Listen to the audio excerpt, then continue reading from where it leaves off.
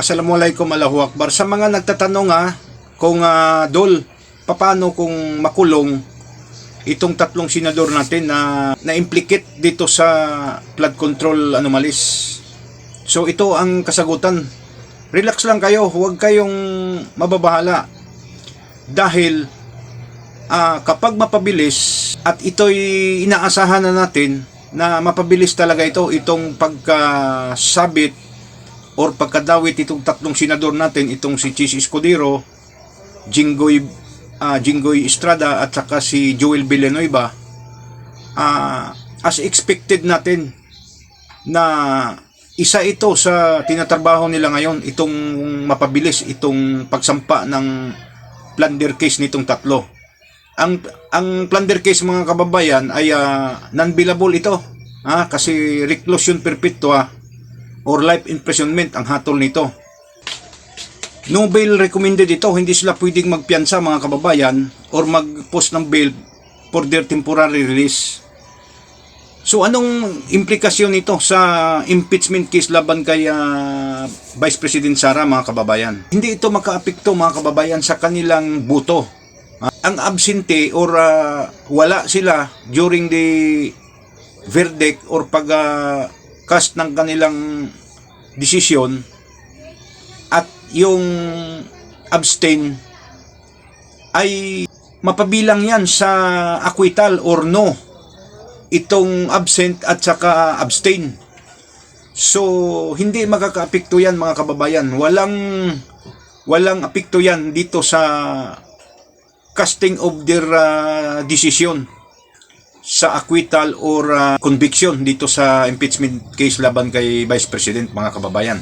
Ang natatanging paraan na hindi sila hindi mapasama ang kanilang boto sa impeachment case, mga kababayan, ay dalawa. Itong conviction, kung halimbawa makonvict sila sa kasong plunder, at ang expulsion.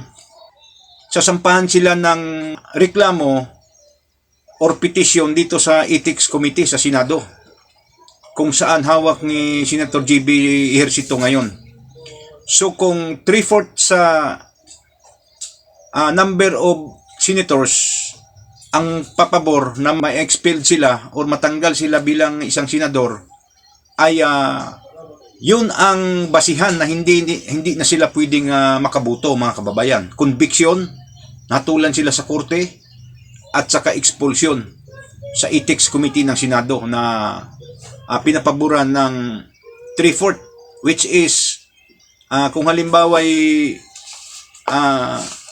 24 sila, so 16 pa rin ang kailangang buto ng mga senador upang mapatalsik sila sa kanilang pagiging senador. So wag kayong kabahan, mga kababayan, kasi as expected, isa ito sa magiging plano ng administrasyon ngayon, itong pag-expedite ng plunder case nitong tatlo. Wag kayong kabahan. Kapag marinig natin na mayroong